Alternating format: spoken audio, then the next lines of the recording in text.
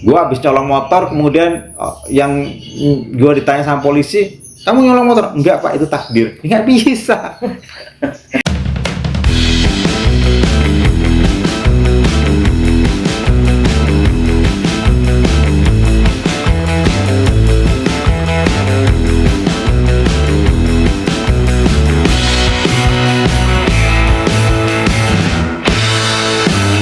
Assalamualaikum warahmatullahi wabarakatuh.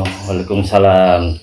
Oke, yang sekarang adalah ya, kita tahu sendiri Kanjuruhan 131 tewas, ratusan luka-luka.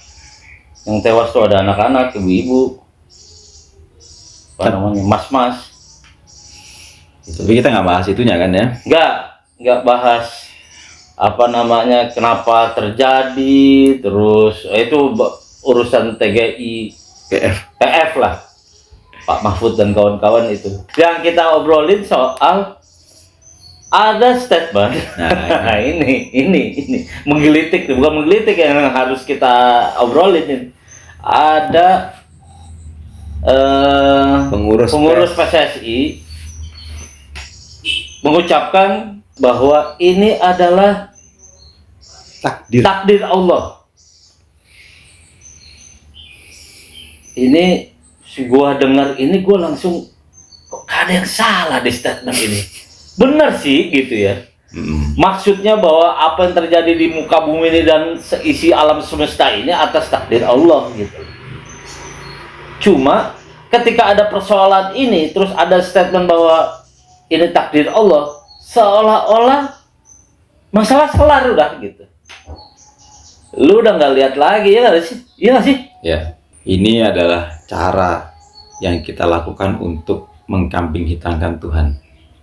Wah, dia gila.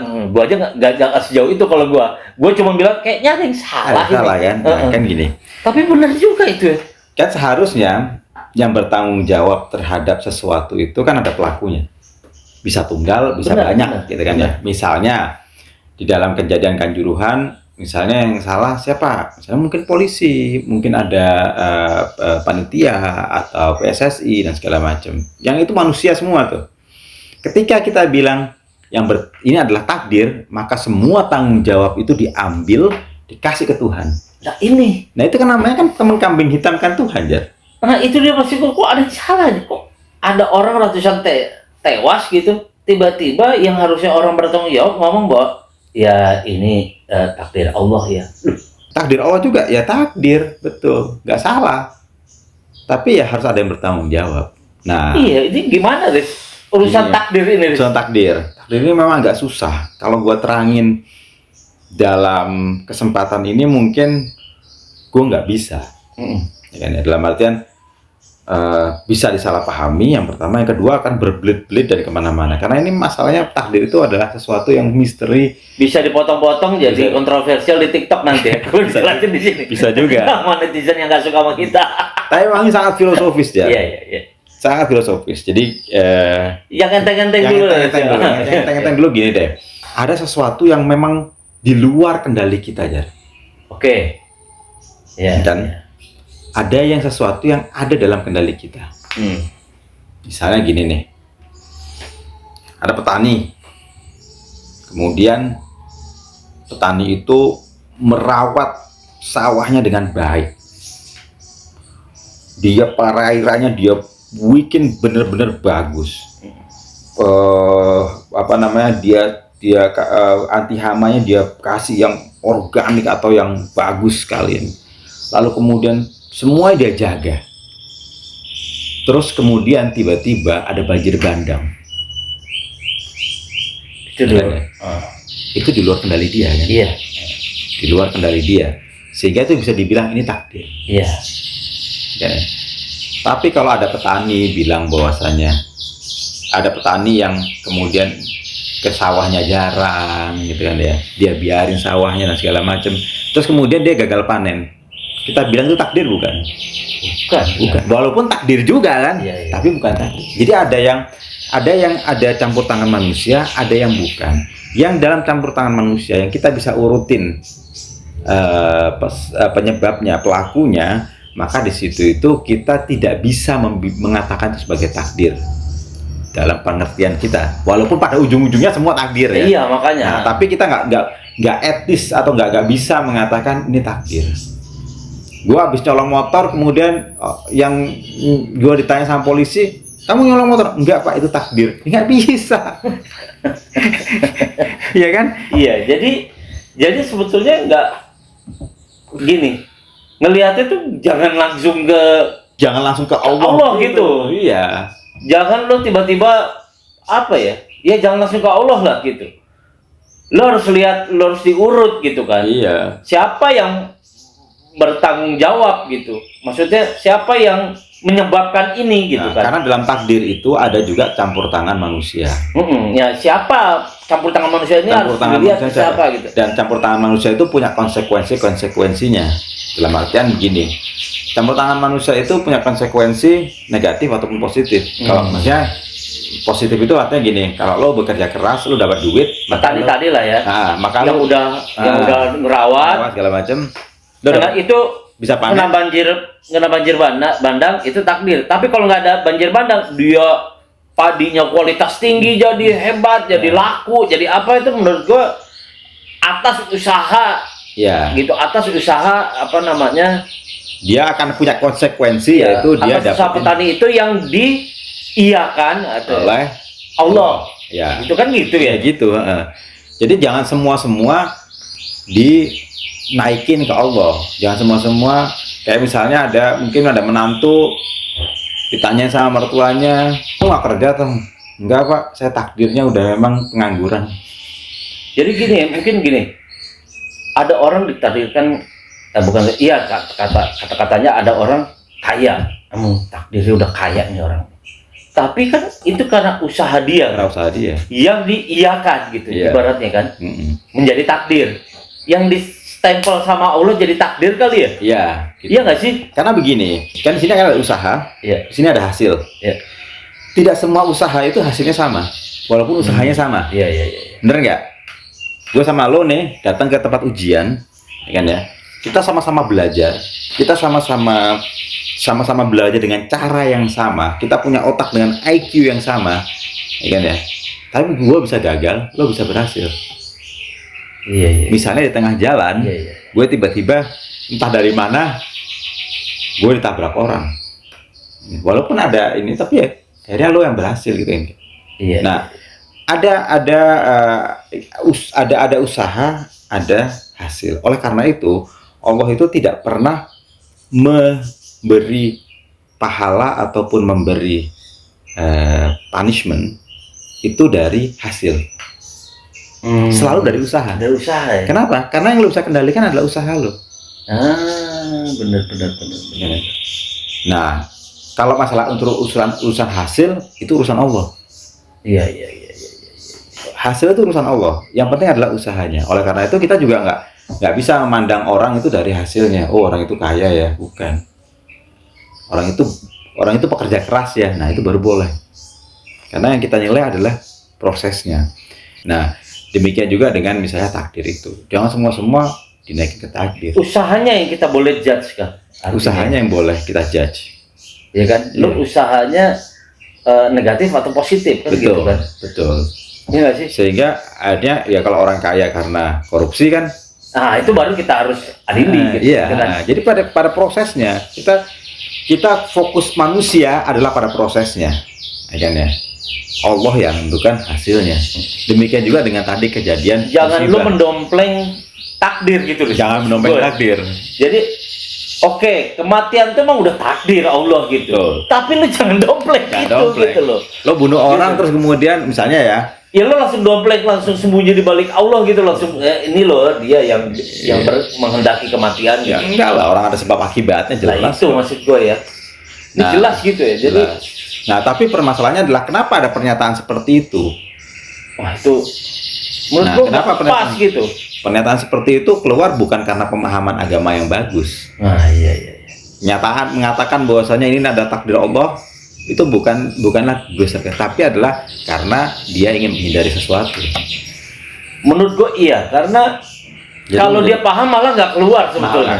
Malah nggak keluar. Kalau dia memahami takdir dengan benar, maka justru dia mengatakan bukan begitu nempatin takdir. Karena situasinya lagi apalagi sosial kayak begini. Iya, situasi lagi gini gitu. Tiba-tiba lo bilang dan dia pihak yang harus ikut bertanggung jawab gitu ya, malah mengatakan seperti itu. Iya. Itu menurut gua. Jadi memang ada pemahaman takdir yang salah. Kayak misalnya rezeki itu takdir Allah udah ngatur. Oh iya betul. Tapi Allah itu juga bisa loh mengubah takdir Atas usaha lo ya. atas usaha lo. Benar itu. Jadi misalnya Allah ngelihat, oke, orang ini sudah berusaha dengan baik. Gua akan cek, akan ini. Itu kuasanya Allah. Iya. Siapa lu yang ngatur-ngatur Allah, nggak boleh begitu. Jangan sangka usaha apa yang lo usahakan di situ, lo dapat rezekinya di situ. Orang dia Allah yang punya apa namanya? Gini loh. Gua kayak pernah kita bahas gitu. Gua udah usaha keras-keras segala macam kok nggak pernah ada hasil. Bahwa dia lupa gitu. Bahwa sebetulnya ada rezeki lain yang bukan di situ gitu. Ya. Iya nggak sih? Ada rezeki lain misalnya apa namanya? Anaknya sehat gitu, maksud gua anaknya tidak apalah, maksud gua nggak di situ, tapi kalaupun di situ ya itu memang kehendaknya gitu. Yeah. Dan kalau yang orang yang nggak berusaha juga nggak dijadikan itu ininya, nggak jadi takdirnya gitu. Nggak ada dalam kehidupan kita ini tiba-tiba orang nggak berusaha kemudian tiba-tiba dapat 1 miliar gitu. Kalau kita bahas itu ya, Tiba-tiba masuk ke dalam rekening, jar, gue ngapa-ngapain kok dapat 1 miliar ya? Wah ini takdir nih. Pasti nggak ada. Ada orang mungkin salah transfer mungkin gitu kan ya. Kalau tiba-tiba gue dapat hadiah ke Afrika pernah nih. Ya, tapi karena gue gesek, tetap kan? ada ya, tetap ada. Jadi Ijar ini pernah dapat hadiah pergi ke Piala Dunia di Afrika Selatan, ya kan ya? Iya. Nggak ngapa-ngapain dia, nggak tahu tiba-tiba. Tapi di sana ada usaha. Pertama adalah usaha bank, ya kan, yang melakukan undian. Yang kedua adalah ada usaha dia. Iya, itu waktu itu belanja. Tapi kebetulannya memang gede dibandingkan usahanya. Gitu kan. Karena ada itu takdir tuh ya. Itu pasti takdir itu. Nah, gua belajar ya. Ada banyak dari kehidupan ini. Allah itu ngasih jalan kalau lo udah usaha. Nah iya. Gue pernah nih, ini cerita lagi di liputan waktu di Libya. Oh, liputan Libya. Perang. Bukan yang di Afghanistan ya? Bukan. Yang Libya ya? Yang di Libya. Di Libya itu waktu itu perangnya ada di satu kota jauh gitu. Oke. Gue ada di kota Benghazi. Waktu itu tidak ada satupun mobil sewaan yang mau ke tempat perang. Ya siapa yang mau ke tempat perang kan, gila aja kan. Kemudian gue di jalan akhirnya nemu taksi. Waktu itu nggak punya siapa-siapa, nggak ada Grab, nggak ada apa kan ya. Iya. Ada taksi. Oke, lo bisa antar gue ke sana. Dia bilang nggak mau, gila apa kan. Oke, lo bisa sampai antar kemana, tempat paling dekat sampai sana. Bisa kata dia, sampai di batas kota. Batas kota. Ini Benghazi dan apa sih? Dan lupa gue namanya itu. Di batas kota. Jadi kota di Timur Tengah itu bukan kayak kota di Indonesia nyambung. Kalau kota di Indonesia kan nyambung kan ya. Lo sepanjang jalan tuh dari sini ke Depok itu kan ada dari sini ke Depok, dari Jakarta ke Depok itu kan pinggir jalan ada rumah semua ya. Kalau di sana enggak. Ini kota, kemudian sini padang pasir kosong, sini ada kota lagi. Jadi batas kotanya kelihatan. Udah kalau nggak ada rumah itu udah batas kota itu. Tapi ada gapura gitu, selamat datang ke Depok gitu. Ada selamat datang di Depok gitu kan ya. Nah, Benghazi coretnya itu kan, kalau Benghazi coret itu dia mau sampai situ aja. Dia nggak mau sampai ke sana. Ya udahlah, kita ke sana aja. Udah sampai di sana, wah itu di sana banyak tentara dan kemudian orang pada pergi tiba-tiba orang taksi kita udah pulang ya. Tiba-tiba orang berangkat ke medan pertempuran. Waduh, nggak bisa ngeliput nih gitu kan ya. Dan nggak tahu tiba-tiba ada apa ya? Ada orang manggil gue, lu mau ke depan? Iya, tapi gue nggak punya mobil. Ya udah naik mobil gue. Kebetulan kan? Kebetulan. Takdir bukan? Takdir. Tapi itu terjadi nggak kalau gue nggak ada usaha datang ke situ. Iya. Udah datang ke sana aja lah. Iya. Kalau lo dari awal udah kayaknya nggak bisa nih kayaknya nih. Ya lu nggak bakalan dapet ya. Nggak bakalan dapet. Gue misalnya ya udahlah. Gimana lagi? Misalnya di kantor, nggak ada bos. Iya. Nggak ada yang mau ke sana. Gue di sini aja. Enggak. Sama kayak lu ketika masuk Kabul kali ya. Iya. Kalau lu udah putus asa di perbatasan, lu nggak akan masuk Kabul. Nah, jadi gitu, ada banyak hal sebetulnya dalam hidup kita itu banyak sekali kebetulan-kebetulan yang sebetulnya bukan kebetulan. Nah, kebetulan yang dimulai dari disangkanya bahwa itu full takdir gitu full takdir. Jadi memang tidak ada satupun kejadian di dunia ini yang lepas dari kuasanya Allah. Iya. Ya kan ya. Oleh karena itu semua hal disebut takdir gitu kan ya. Tapi ada yang juga yang Allah melepaskan itu dan membiarkan kita untuk campur tangan di situ. Iya, seperti halnya anak kali ya. Anak tuh kan disebut takdir. Tapi kalau kita nggak berbuat, maksudnya nggak berhubungan, ya nggak akan ada anak. Itu kan artinya ada usaha kita ya. Iya. Lo nikah, gue nikah, itu kan jodoh adalah takdir ya, betul. Tapi kalau misalnya kita nggak jalan kan kita nggak keluar rumah gitu ya. Iya, keluar rumah kan nggak dapet jodoh. Nggak dapet jodoh atau nggak ada usaha bapak ibunya masarin dia lah. Iya. Ada mungkin yang di rumah terus tapi karena dipasarin kan. Iya, tapi kan ada usaha artinya. Tapi ada usaha kan itu, campur tangan manusia juga. Benar itu gitu. Jadi memang bencana Riz. Bencana juga. Bencana ada dua. Ada bencana yang memang di luar kemampuan kita. Ada yang bencana karena manusia. Tanah longsor, banjir. Gara-gara kita tebangin hutan gitu kan ya. Atau itu takdir bukan. Drainase itu nggak pernah dibersihin gitu kan. Benar.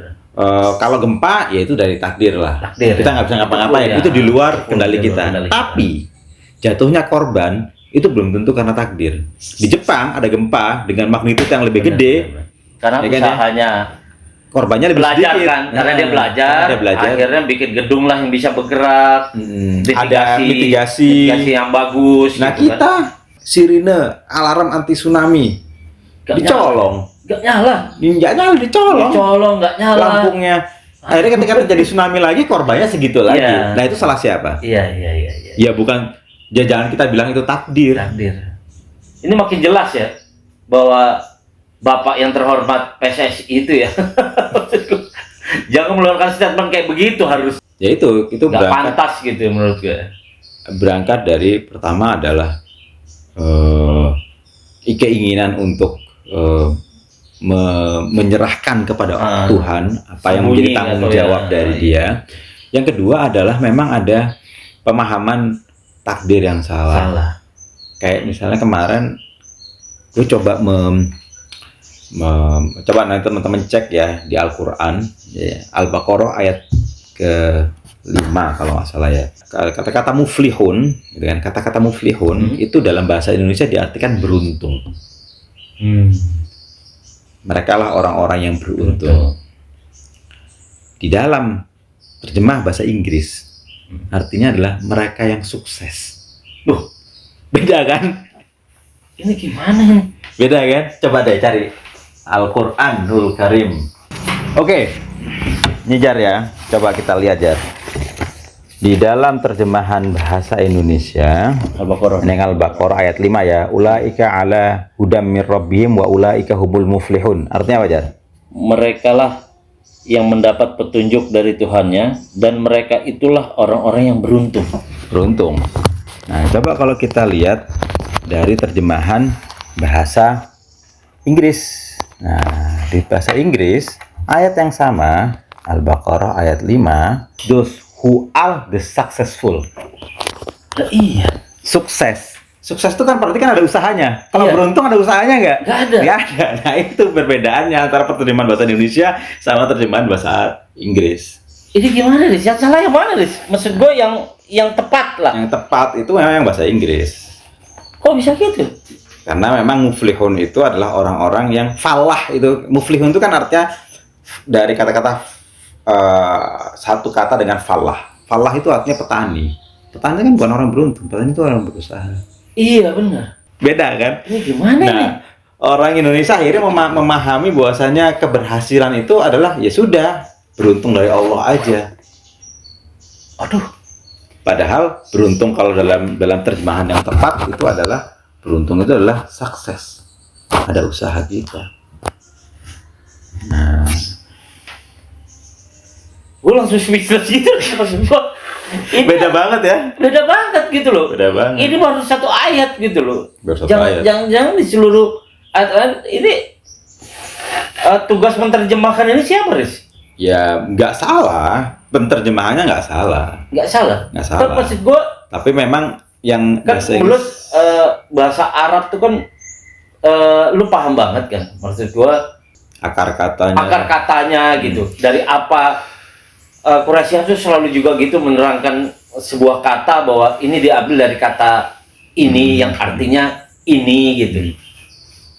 Maksud gue, ini jauh loh successful dengan beruntung, Riz. Iya. Al-Baqarah ayat 5, coba deh cek terjemahan bahasa Inggris dan cek terjemahan bahasa Indonesia. Tapi yang benar sukses ya, successful ya. Gue lebih cenderung untuk yang bahasa Inggris. Muflihun. Karena gue cek dalam beberapa terjemahan bahasa Inggris kan macam-macam tuh. Ada yang dari zaman dulu, ada yang dan semuanya itu kalau kita lihat yang terjemahan bahasa Inggris yang sudah ditasih, sudah diperiksa oleh ulama-ulama yang sekarang modern ya. Itu kita bisa lihat di Quran.com itu kan punya Saudi ya kalau nggak salah ya. Yeah. Nah, di situ terjemahan yang udah benar. Itu semua rata-rata muflihun itu adalah successful. Sukses ya. Aduh. Maksud gue, lu yang bisa bahasa Inggris, bisa bahasa Arab, dan bisa bahasa Indonesia, gitu. Lebih mendekati successful itu. Lebih mendekati successful. Kata-kata muflihun itu. Ya. Apalagi kalau dilihat dari konteks ayat sebelumnya. Nah, itulah kenapa akhirnya kita menganggap ya udah segala sesuatu udahlah itu urusan Allah lah. Kita nggak ngapa-ngapain gitu. Akhirnya dengan mudahnya kita menyalahkan Allah dalam tanda kutip ya, menyalahkan Allah untuk segala sesuatu kerusakan yang diakibatkan oleh tangan kita sendiri. Ada longsor, takdir. Padahal longsornya gara-gara kita tebangin tuh. Benar. Ada banjir, takdir. Padahal banjir bandang juga gitu. Banjir bandang karena lu berumah sebetulnya di jalur air, kan misalnya, atau karena memang ada hutan yang gundul, gitu kan ya. Kebakaran hutan, takdir. Padahal dibakar, gitu kan ya. Semua akhirnya menyalahkan Allah. Nah, misalnya gini, Amsterdam itu kan kota di bawah itu gitu. Itu usahanya dia tuh. Yeah. Hidup sekarang bertahun-tahun nggak apa-apa gitu. Itu kan takdir dia. Ya takdir. Kita usaha dia untuk ini gitu. Cuma Allah menakdirkan dia untuk bisa melakukan itu gitu. Iya maksud gua. Jadi jangan memahami Jadi gini, kenapa ada surga dan neraka? Karena Allah ngasih kepada kita space untuk melakukan itu atas tindakan kita sendiri. Jadi takdir itu jangan dipahami sebagai kita kayak wayang. Kalau kita kayak wayang, kalau apa yang gua omongin, apa yang gua lakukan ini adalah karena Allah yang menginikannya, berarti nggak ada surga neraka dong. Iya, makanya. Kenapa orang dihukum karena sesuatu yang dia nggak bisa lepas dari itu. Benar juga.